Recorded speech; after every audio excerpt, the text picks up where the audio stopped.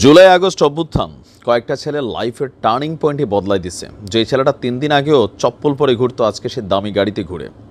যেই ছেলেটাকে 3 দিন আগেও এলাকার বা পালার পোলাপাইন পাত্তা দিন, আজকে তাকে সারা বাংলাদেশ চিনে। আজকে সে যেখানে মুভমেন্ট করে একটা অন্যরকম ভাবসাব আসে, কথা বলে ভারতের প্রধানমন্ত্রীকে নিয়ে, কথা বলে ভারত রাষ্ট্রের সাথে কীভাবে সম্পর্ক হবে। দ্য ব্লুটুথ বয় সার্জিস রাতারাতি জিরো থেকে হিরো। তবে এই মুহূর্তে গতকালকে সার্জিস যে ঘোষণা দিয়েছে, আমরা সার্জিসকে একটু তথ্য দিতে চাই, কারণ আমাদের গণমাধ্যমগুলো কিন্তু একটু ভিন্ন কথা বলছে। যে সার্জিস বলছে যে ভারতকে খুবই কঠিন একটা আলটিমেটাম দিয়েছে। কোনটা? ভারতের সঙ্গে বাংলাদেশের সম্পর্ক কি হবে তা কাজের মাধ্যমে নির্ধারিত হবে।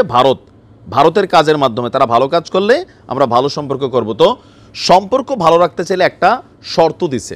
কোনটা? একসময় সার্জিসের নেত্রী, মানে কী বলে, যে সাবেক পলাতক প্রধানমন্ত্রী শেখ হাসিনা, যে তাকে যদি ভারত আশ্রয় না দিয়ে ফেরত দেয় তাহলে ভারতের সাথে ভালো সম্পর্ক থাকবে। এখন প্রশ্ন হচ্ছে, সার্জিসের কথায় কি শেখ হাসিনাকে ফেরত দিবে নাকি রাষ্ট্রের কথায়?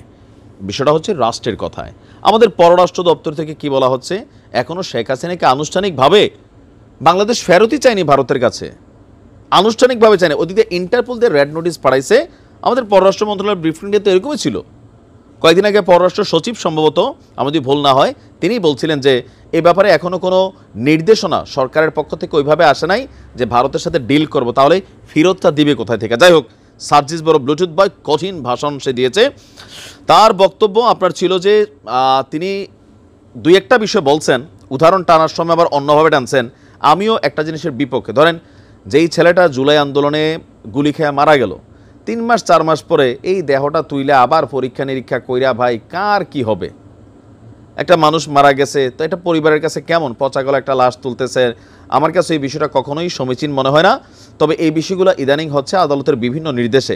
তো ওই বিষয়টাতে সার্জিস অনেকটা চেইতে গেছে। বলছে যে শেখ মুজিবের হত্যার বিচারের জন্য কবর থেকে লাশ উত্তোলনের প্রয়োজন না হলে জুলাই আগস্টের শহীদদের লাশ কেন তুলতে হবে? আর কেন শহীদদের লাশ কবর থেকে উত্তোলন করতে দেওয়া, আর কোনো লাশ কবর থেকে উত্তোলন করতে দেবে না? আমি এটার সাথে একমত। গুলি চালানো পুলিশ সদস্যদের শাস্তির বদলি করে নতুন পোস্টিং তদবির চলছে।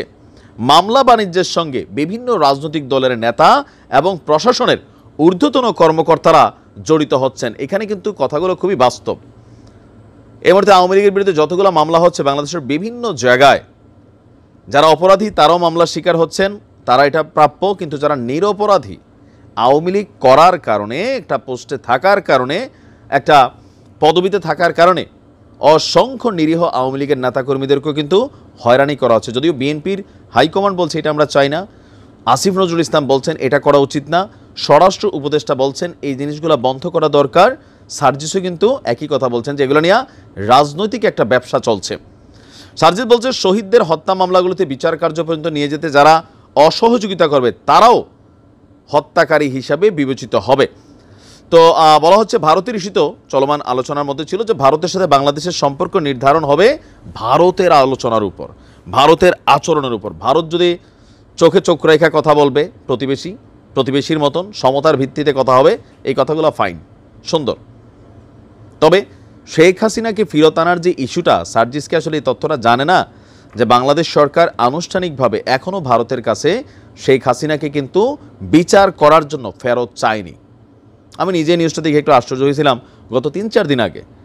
তো এই যে চাওয়া হচ্ছে, এটা হচ্ছে আন্তর্জাতিক অপরাধ ট্রাইব্যুনালের মাধ্যমে আমাদের বাংলাদেশ পুলিশ ইন্টারপোল পুলিশের সাহায্যের চাইছে ওইভাবে গ্রেপ্তার, কিন্তু সোজা লাইনটাতে আমরা এখনও যাই নাই। এখন এটা কেন যায় নাই, কী কারণে যাওয়া হচ্ছে না, সেটা হয়তো সময় নির্ধারণ করবে। তো যাই হোক, ভালো থাকুন। দেখা যাক ভারত সার্জিসের কথাটা কতটুকু মানে আমলে নেয়, সময় বলে দিবে।